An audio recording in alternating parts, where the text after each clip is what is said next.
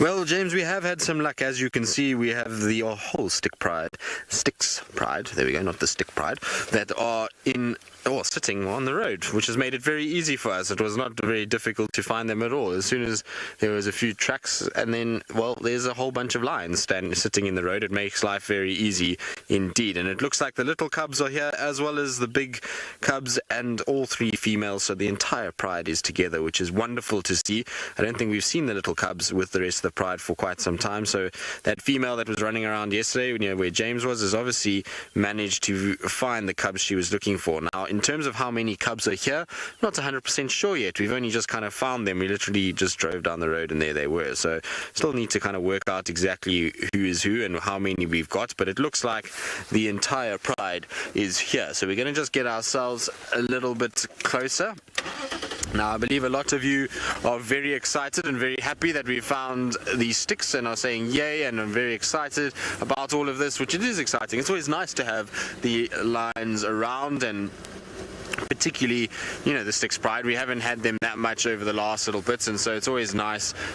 I'm going to stop a little further away. I don't want them to get up off the road, so we're just going to stop in this direction. And I wanted to come forward a little bit just to see if there wasn't a sneaky Birmingham lying with them, because often there's a Birmingham accompanying these prides, but it seems as though not today. It seems as though just the three females and then all of the cubbies are here. I can see in terms of the small ones, I can see pretty much looks like all four of them. So there's one that's sort of off to the left, and then there's one that's suckling, one on the sort of left of the one suckling, and then one right in front. So all four little ones are safe and well, and the fact that they reunited with their mother is great news. So for all of you that were worried about the little cubs when they were left by themselves for those 2-3 days, you can see that they're just fine. So they've managed to kind of find mom. They can suckle now and everything is all good. But how beautiful is that? Is that not one of the best ways to start a cat day, as you drive down the road and there's just all these tawny lumps in the road and they all kind of taking it very easy, and at least their heads are up and they're kind of looking around. There's a bit of grooming going on, and so hopefully we'll see them actually maybe doing a bit of walking too. But such a nice way to start the day. Well, I think so anyway. It's certainly a very easy way to start.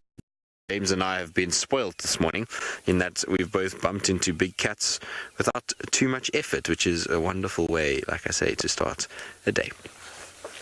Now, I would imagine with these Styx, they haven't moved that far. From where James picked up those tracks to here is really not very far as the crow flies at all. So I don't think they've done too much during the night. You can see that they've actually been lying to my right for quite a long time, and so I would imagine that they might still be fairly hungry. None of them look like they've got full bellies, and so maybe we'll see them getting up and walking. Now, Donna, you're wondering why lions like to lie in the road so much.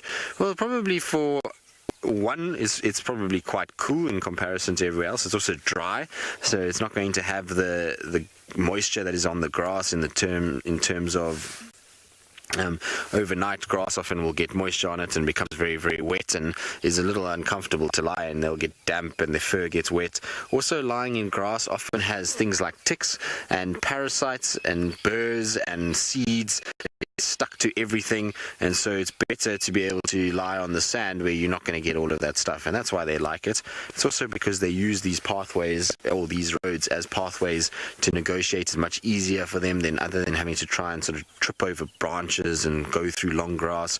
Much easier just to sit on the road or walk on the road, and then when you want to sleep, just lie down in that area. So that's why they love it. But look at that, how cool is that?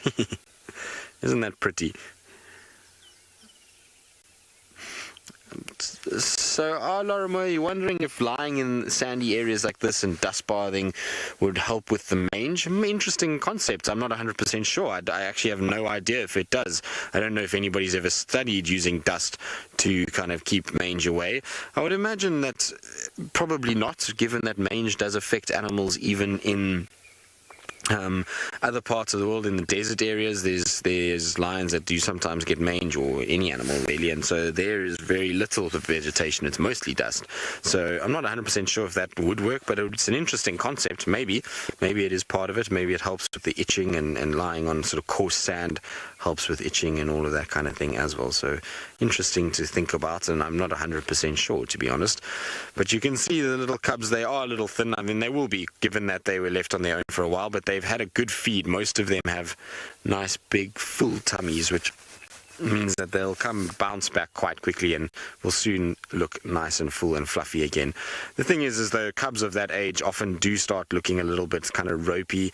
It's that awkward phase where they go from being these cute little fluffy balls of fur until they get a little bit bigger and the legs get a bit long for them, and they kind of just look a bit strange, and their heads also appear a little large for their bodies, and then they kind of grow into it, and then they start looking like the ones closest to us, which is a little bit more like an adult lion. But either way, very cute little things.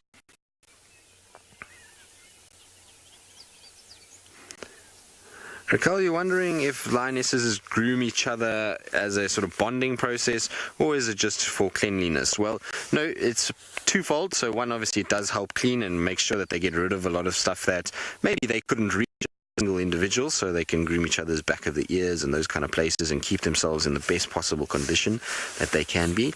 But a lot of it is bonding. So when they sit and groom each other as lionesses, that is to bond and to try and make sure that they are... Oh, here comes a big yawn. Good morning. And so it is to try and kind of keep that strong, infinite family tie to one another, and it's particularly because when they've got very full bellies, these sub-adults. The sub-adults look very good. They've got massive bellies. Look at that, much fuller than the last time we saw them. So they obviously managed to find some sort of food item, which is fantastic news. So nice to see that there is a little round belly there. And like I say, it's the females, you know, they hunt or they go to cubs and they separate. They need to be very strongly bonded in order to be able to keep themselves kind of tightly find one another later. Right, well, we'll stick with the pride for a while. I'm pretty sure we'll spend most of our morning with them and see what these little cubs get up to. But while we do that, let's go across to James, who